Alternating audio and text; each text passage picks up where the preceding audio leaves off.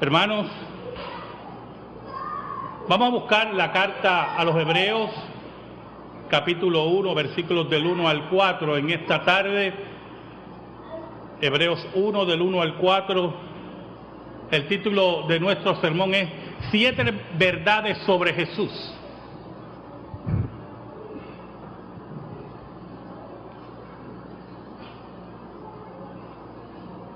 Hebreos 1, del 1 al 4. 7 verdades sobre Jesús.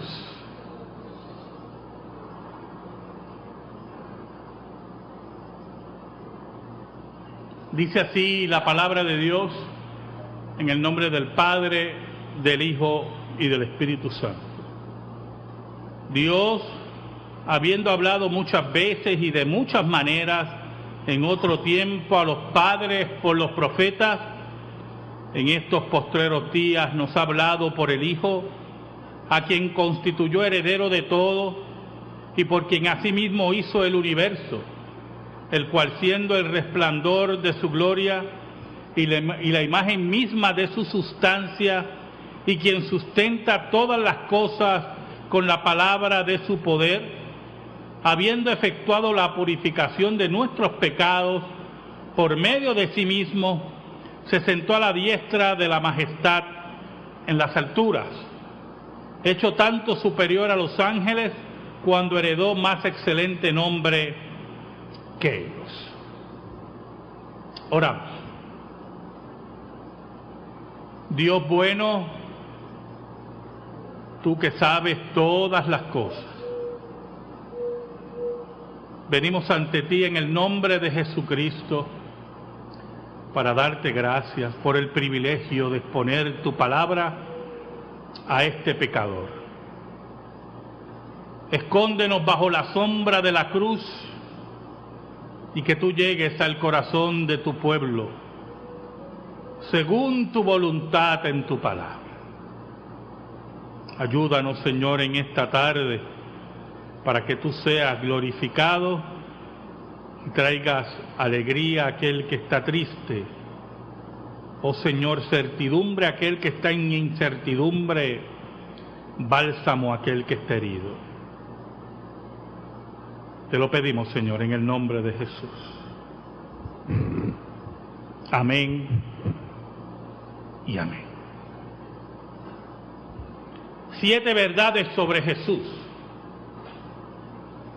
Apreciados hermanos, el lenguaje, la palabra, es el medio principal que utilizan los seres humanos para la comunicación, para comunicarse. El silencio, en muchas ocasiones, es una forma de rechazo.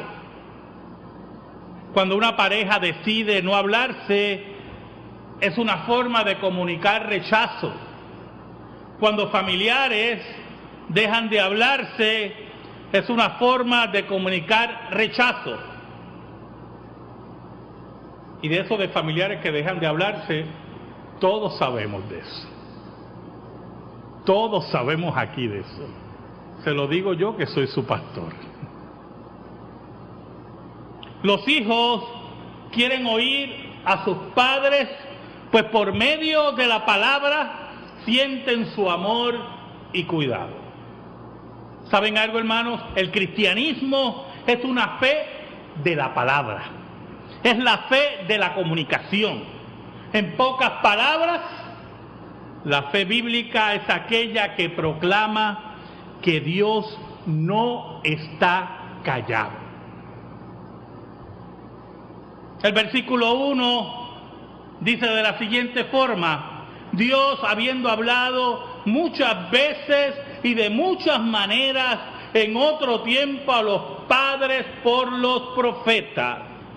Dios ha hablado, en la sentencia del autor de Hebreos. Antes que el pecado entrara en el Edén, Dios hablaba directamente con la pareja. Hablaba con Adán, hablaba con Eva. Era una comunicación directa, de mutuo amor y de mutua comunicación. Pero al entrar el pecado, esa comunicación se cortó, se oscureció. El pecado, hermanos, es un elemento de silencio dentro de la humanidad y es un elemento la cual separa a la humanidad de Dios, en la cual no hay comunicación de ninguna clase. Pero el autor de Hebreos nos dice que Dios no se mantuvo en silencio. Dios no mantuvo el silencio. ¿Sabes algo, hermano? Él tenía todo el derecho de mantenerse en silencio. Él fue el ofendido, el único que tiene derecho a estar ofendido en todo el sentido de la palabra, y pudo mantenerse en silencio si quería. Pero Dios decidió hablar. La fe bíblica es aquella fe que nos dice que Dios habla, que Dios no está callado, que Dios está presente. Y empezó su comunicación, dice el autor de Hebreos, Dios habiendo hablado muchas veces, Dios levantaba a los profetas y hablaba y repetía las cosas y le repetía al hombre la ley. Cuando nosotros leemos la ley de Dios en Deuteronomio, es la segunda vez que Dios dictaba la ley. La primera fue en Éxodo. Y nuevamente Dios le recuerda la ley al hombre. Y Dios continuamente está recordándole al hombre, porque Dios de muchas veces hablaba al hombre. Y añade que hablaba de muchas maneras. Dios utilizaba a los ángeles para hablar, la voz audible, la naturaleza, visiones, y principalmente a través de los profetas. Los profetas llevaban la voz de Dios al pueblo, la voluntad de Dios al pueblo. Y yo quiero que usted no piense solamente en profetas desde el punto de vista técnico, o sea, que ejercían el oficio de profeta. David, el rey David, fue profeta. Daniel, que era un político, fue profeta. Dios utilizaba a los profetas para hablar y traer la voz de Dios al pueblo. Y eso es lo que nosotros llamamos la revelación especial.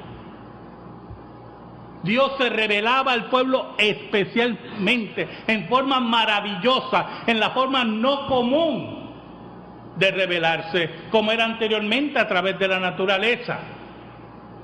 Esa revelación especial en la cual Dios había dictado para que el hombre tuviera un camino.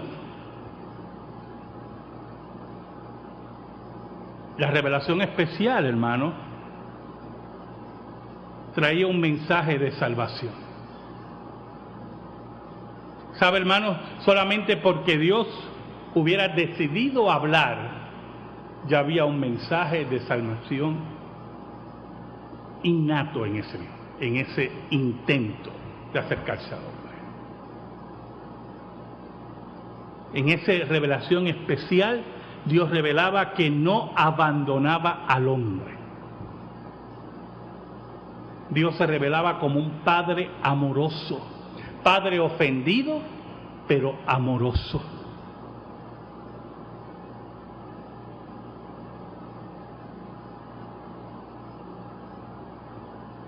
Y Dios empezó a prometer. ¿Sabe lo que es una promesa, hermano?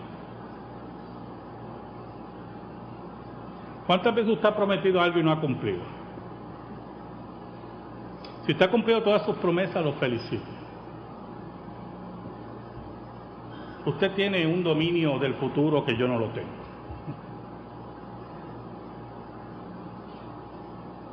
Porque hay promesas que hacemos a base de un futuro, de la certeza de ese futuro. pero usted no domina ese futuro. Esa certeza no existe, ¿oyó? Dios es el único que sabe el futuro. Dios es el único que domina el futuro.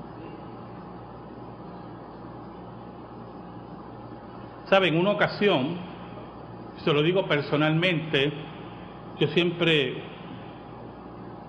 puede ser que ustedes pues, lo relacionen con algo que ha ocurrido últimamente en Puerto Rico, pero los cristianos presbiterianos y reformados nos distinguimos por la palabra. ¿Oyó? Nosotros damos la palabra y tenemos que cumplirla, porque eso es de hombres y mujeres completos. ¿Oyó? Sin ninguna relación a lo que ha ocurrido últimamente en Puerto Rico, de aquellos que no cumplen su palabra. Y en una ocasión me acuerdo que yo había prometido algo, le hablo de mí,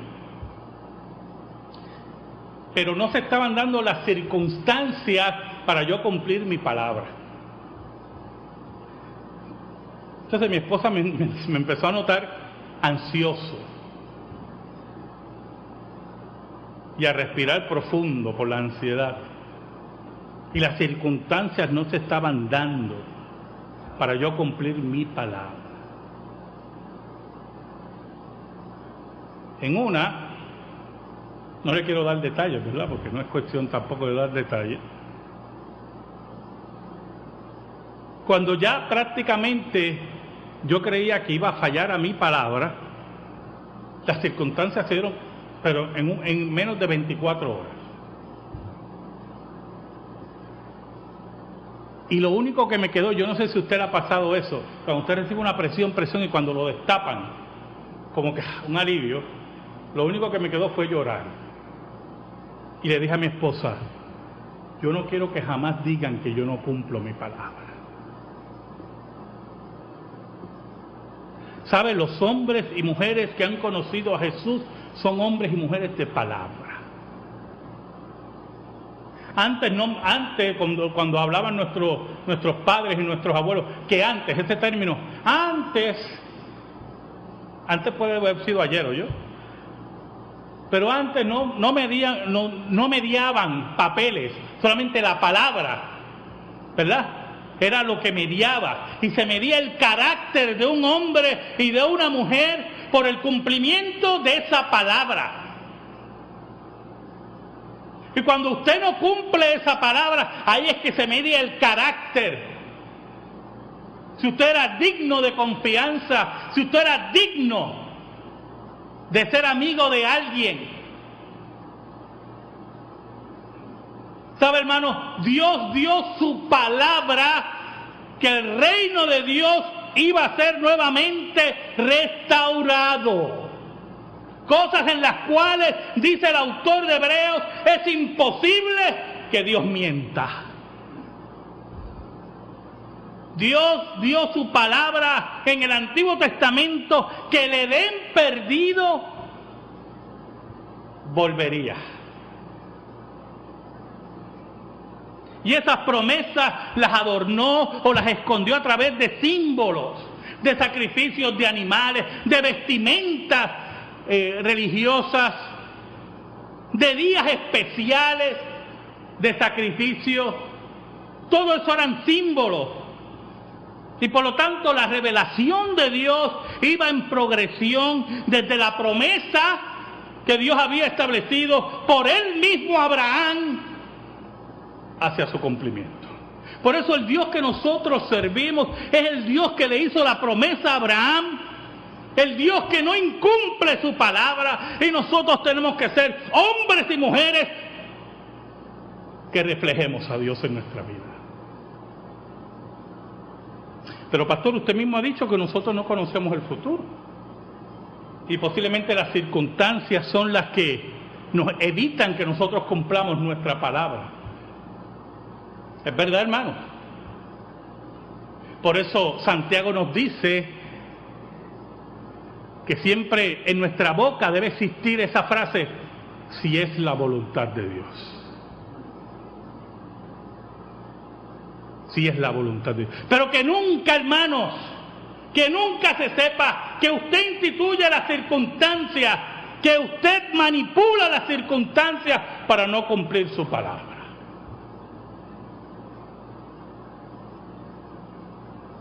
Dios había hecho unas promesas a través de símbolos, de días especiales, de sacrificios, de toda esa índole.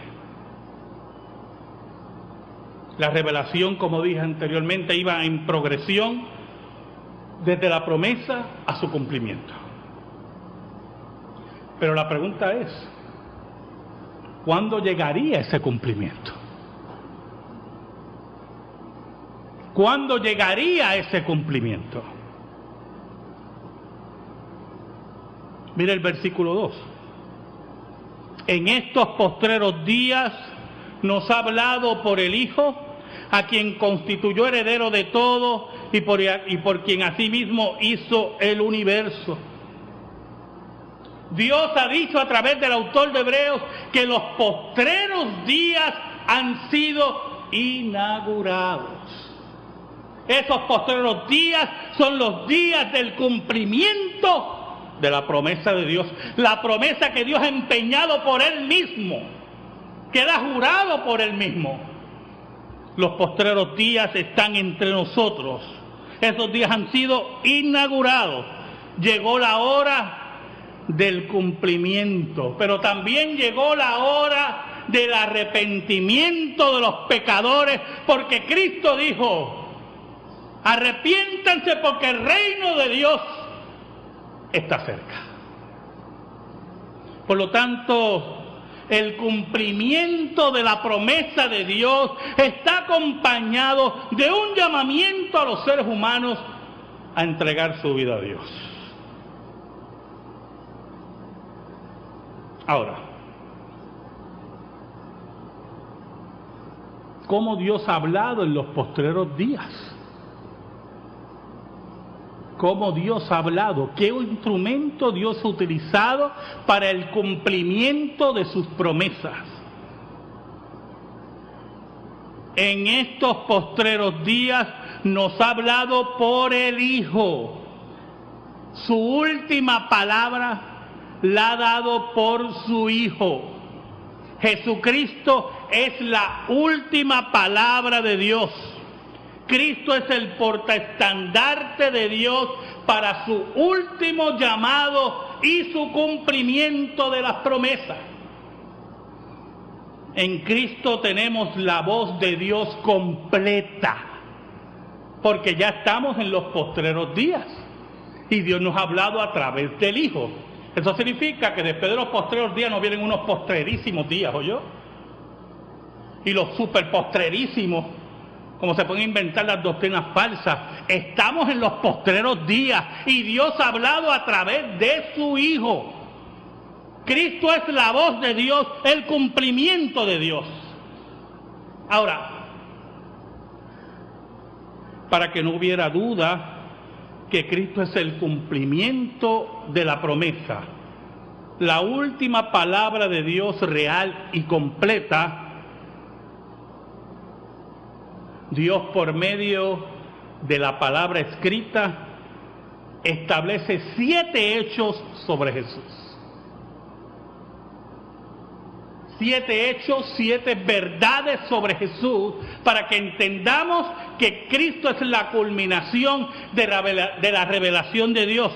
Al ser Cristo la culminación de la revelación de Dios, haber sido Cristo aquel que cumple las promesas de Dios, es mayor que los profetas. Porque los profetas veían en forma oscura, pero Cristo es la luz de la revelación. Y la idea del autor de Hebreos en estos primeros versículos es decir que Cristo es mayor que los profetas. Ahora, ¿cuáles son esos 7 hechos sobre Jesús? Esas 7 verdades sobre Jesús. Número 1, en el versículo 2, a quien constituyó heredero de todo. Primer hecho, Cristo, que es el cumplimiento de la verdad de Dios, de la revelación de Dios, es el heredero de todas las cosas, no solamente de este mundo, como decía el profeta en el Salmo 110, sino heredero de todo lo que existe, toda la materia, todo lo creado. Cristo es el heredero de todo. Por lo tanto, no hay una pulgada ni un centímetro en la creación de Dios que no pertenezca a Cristo, que Cristo no sea el heredero de eso. Por eso ninguna doctrina falsa nos puede traer otra revelación, porque Cristo culminó esa revelación y es heredero de todo. No hay espacio aquí para otra revelación, no hay espacio aquí para otras verdades, sino las verdades de aquel que lo hereda todo.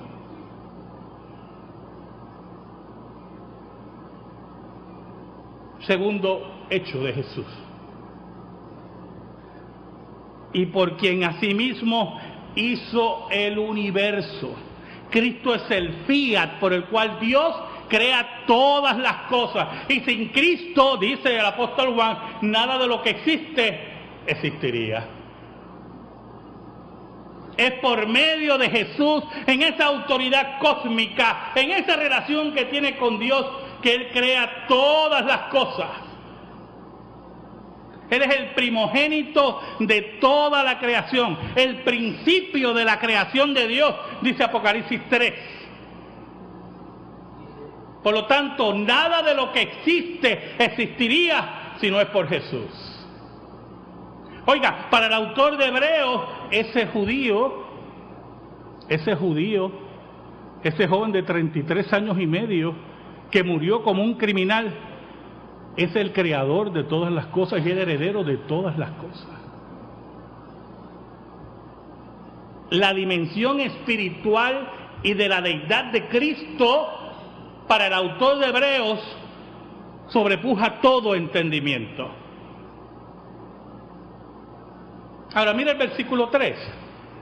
El cual, siendo el resplandor de su gloria y la imagen misma de su sustancia, y quien sustenta todas las cosas con la palabra de su poder, habiendo efectuado la purificación de nuestros pecados, por medio de sí mismo se sentó a la diestra de la majestad en las alturas.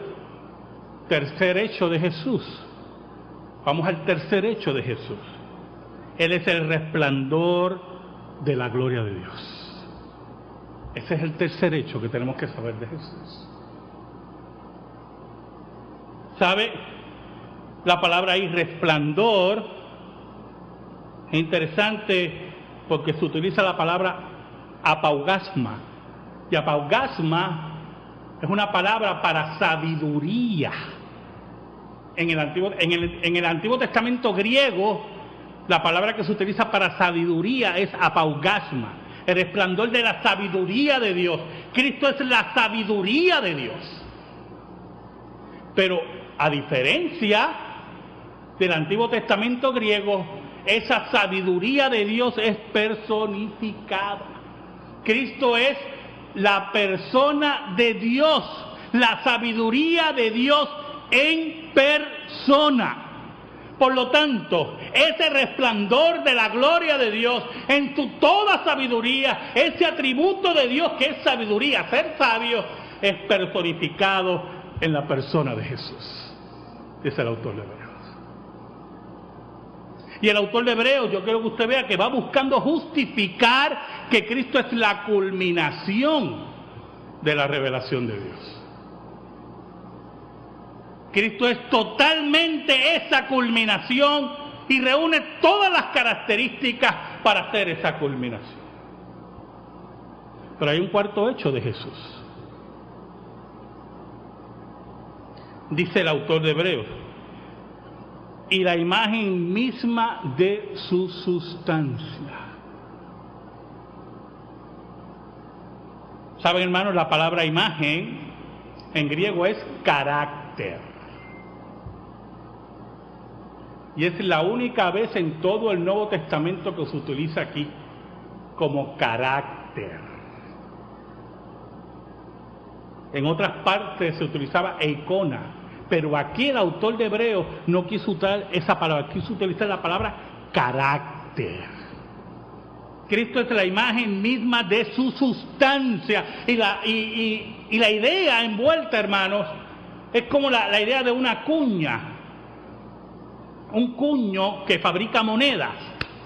Yo le decía a los hermanos el jueves que cuando nosotros en mi casa le pedíamos mucho dinero a mi mamá decía, pero ustedes se creen que yo tengo un cuño. Y yo decía, ¿qué será eso? Un cuño. Pues yo era un chamaquito, ¿verdad? Y yo decía, no, pero dame chavo. Pero yo no sabía lo que era cuño. Y volvía, ya lo repetía y a la semana volvía, mira mami, que Limber, quiero Limber. Pero usted se cree que yo tengo un cuño. Y un día yo le pregunté, pero mami, ¿qué es eso de un cuño? Y ella me explicó que ese era un tipo de bloque de metal en el cual están las imágenes de las monedas. Y ahí se derrama el líquido, ¿verdad? El metal para hacer las monedas. Y cuando salen las monedas, salen con la imagen del cuño. Y ella me explicó todo eso y yo no entendí nada. Porque yo era muy pequeño. Y yo le dije, ya entiendo. Y yo, ¿qué será eso? Cuando aquí se utiliza la palabra carácter, cuando se dice que Cristo es la imagen misma de su sustancia, Cristo es todo lo que es Dios. Cristo es la imagen completa del carácter de Dios. Así como las monedas llevan toda la imagen de su cuño, así Cristo lleva toda la imagen de Dios. Es el carácter de Dios. Es el reflejo completo de Dios, con todas sus características, con todos sus atributos. Así como es Dios, así es Cristo. Es la imagen misma de su sustancia, dice el autor de Hebreos. Oiga, hermano, qué contenido teológico increíble tiene ese versículo. Ahora, de Cristo también habla de un quinto hecho. Dice el autor de Hebreos, y quien sustenta todas las cosas con la palabra de su poder. Y es interesante, ¿verdad? Porque lo que quiere decirnos el autor de Hebreos es que Él sustenta todas las cosas, desde el átomo más pequeño hasta lo más grande que usted pueda imaginarse, y lo lleva a su conclusión. Y esto es muy importante. No es sustentarlo como la imagen de Atlas, no sé cuántos se acuerdan de Atlas, que él sostenía el mundo así a sus espaldas. No es ese sostén que habla aquí. Jesús sustenta todas las cosas porque las lleva a su culminación. Él las dirige. No toman a Dios por sorpresa. Nada toma por sorpresa a Dios. ¿Oyó? Nada toma por sorpresa a Jesús, porque Él dirige todas las cosas a su culminación. Él las gobierna y las sustenta y las dirige a su culminación. Por eso nada toma por sorpresa a Dios. Los hombres son los que se van a llenar de sorpresa al final de los tiempos, cuando el que lo juzgue. Por eso Jesucristo dijo, y esto es muy importante, ¿oyó? Al final de los tiempos, desde el punto de vista humano de impresión, Cristo dijo que Dios no va a juzgar a nadie, que todo juicio ha entregado ¿a quién? Al Hijo. Y un día, hermanos, todos aquellos que blasfemaron al Hijo van a estar frente a Jesucristo. Frente a Jesús. Y cuando estén frente a Jesús, imagínense, ¿verdad? El juicio. Algunos preguntarán, ¿quién eres tú? Y cuando Él diga, yo soy Jesús.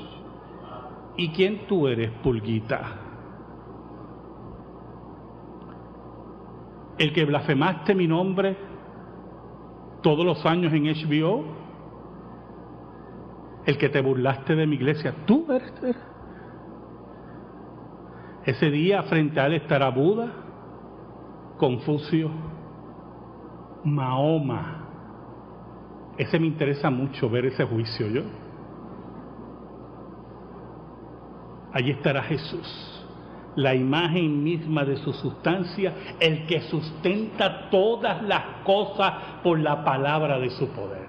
Y Jesús llevará la culminación a todas las cosas. Y dice Pedro que todos los elementos arderán y habrá nuevo cielo y nueva tierra. Porque Jesús sustenta todas las cosas por la palabra de su poder. Ahora, hay un sexto hecho sobre Jesús, hay una sexta verdad sobre Jesús. El autor de Hebreos nos dice, habiendo efectuado la purificación de nuestros pecados por medio de sí mismo. Oiga, y el autor de Hebreos lleva todo eso cósmico, todo lo que ha hablado de lo cósmico, lo lleva a la tierra. Y le dice a todos aquellos que leen, escucha bien, ese que gobierna sobre todas las cosas, que es la imagen de Dios mismo, que es la culminación de la revelación de Dios, ese murió por tus pecados.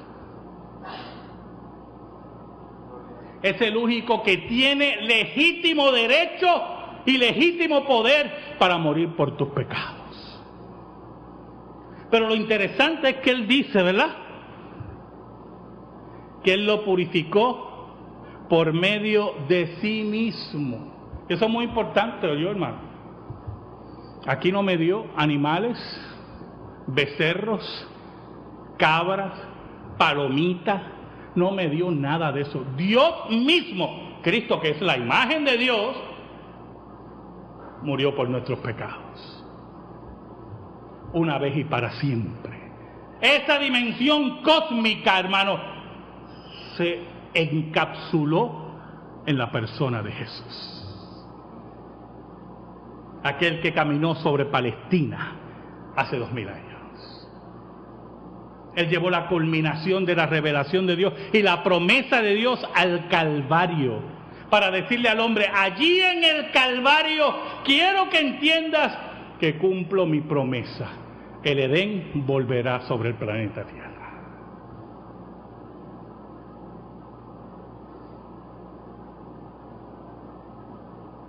En el último hecho sobre Jesús, el autor de Hebreos nos dice, se sentó a la diestra de la majestad en las alturas. ¿Sabe, hermano? Muy importante esto. Al Cristo sentarse a la diestra de Dios, todos sabemos que Dios no tiene diestra, ¿verdad? Dios es espíritu. Dios no tiene un trono así físico, que usted vaya y diga, allí está Dios.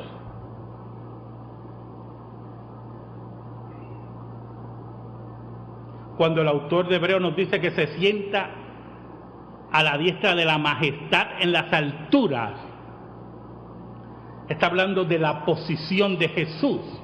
Jesucristo ha culminado la obra de Dios. No solamente la revelación, sino también la purificación de los pecados. Y esa es la importancia de sentarse, ¿oyó? Porque el sacerdote arónico siempre estaba de pie en el sacrificio. ¿Por qué? Porque lo tenía que repetir una y otra vez. Pero Cristo, que es sacerdote según el orden de Melquisedec, se sienta, porque su obra ha sido culminada.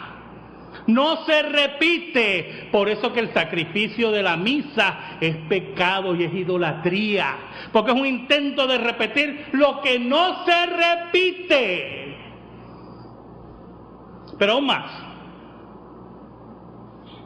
después de Cristo no hay progresión de la revelación. La culminación, la revelación culmina con Cristo. Por eso Apocalipsis dice que Cristo es el amén. El amén.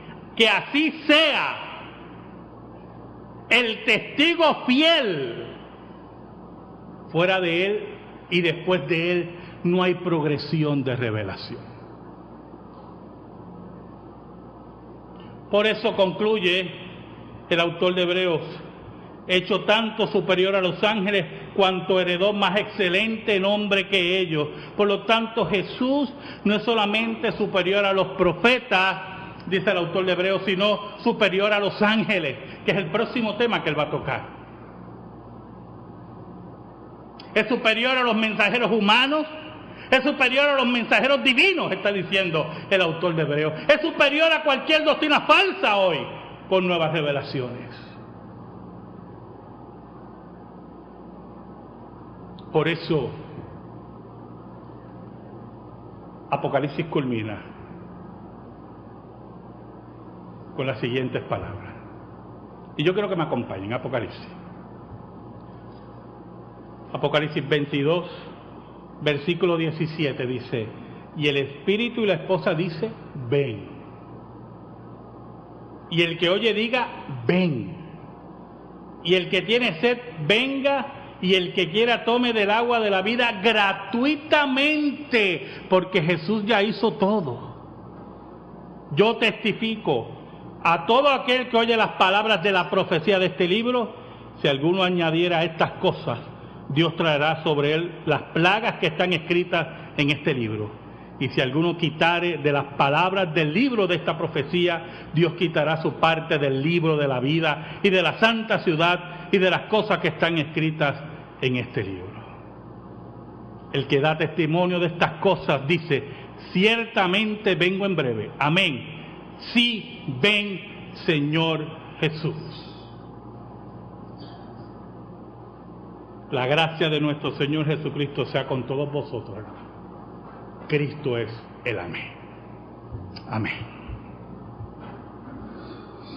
Gracias te damos, Señor, por tu palabra, única regla de fe y conducta. Gracias, Señor, porque sabemos y estamos seguros que tú eres el Mesías, el Dios verdadero, y vuelves al planeta Tierra. Danos, Señor, valor para seguir hacia adelante, porque tú eres nuestro amigo. Nadie como tú. En el nombre de Jesús. Amén y amén. Estamos en silencio, hermano.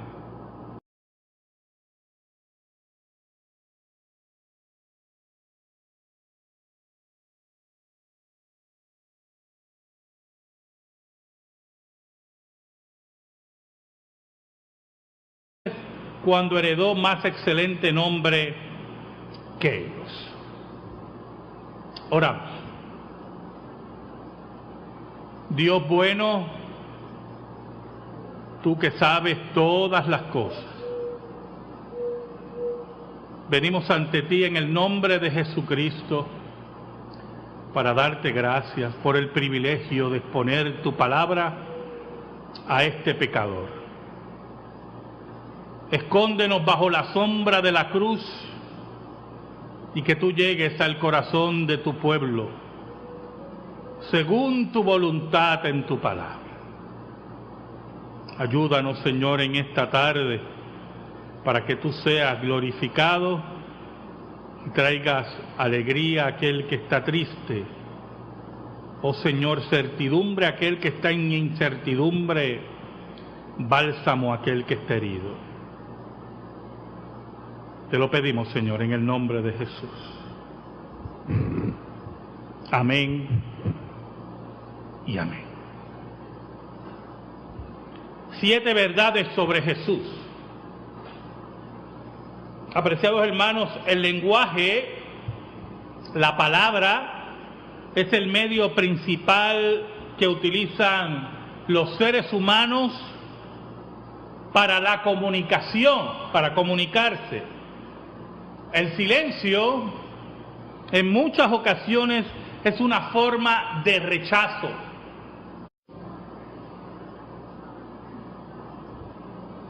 Hermanos, vamos a buscar la carta a los Hebreos, capítulo 1, versículos del 1 al 4 en esta tarde. Hebreos 1, del 1 al 4. El título de nuestro sermón es 7 verdades sobre Jesús.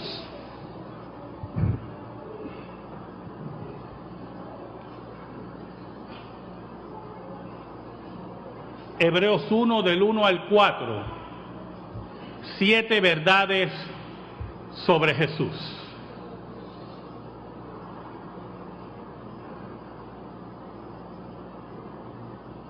Dice así la palabra de Dios en el nombre del Padre, del Hijo y del Espíritu Santo.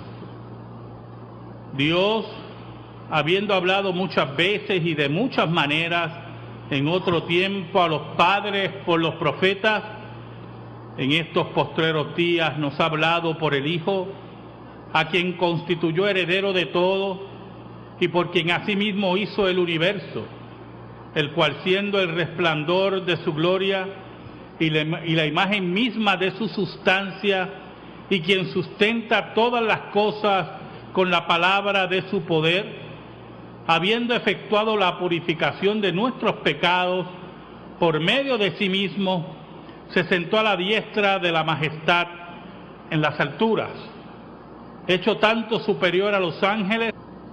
Cuando una pareja decide no hablarse, es una forma de comunicar rechazo. Cuando familiares dejan de hablarse, es una forma de comunicar rechazo. Y de eso de familiares que dejan de hablarse, todos sabemos de eso. Todos sabemos aquí de eso. Se lo digo yo que soy su pastor. Los hijos quieren oír a sus padres, pues por medio de la palabra sienten su amor y cuidado. ¿Saben algo, hermanos? El cristianismo es una fe de la palabra. Es la fe de la comunicación. En pocas palabras,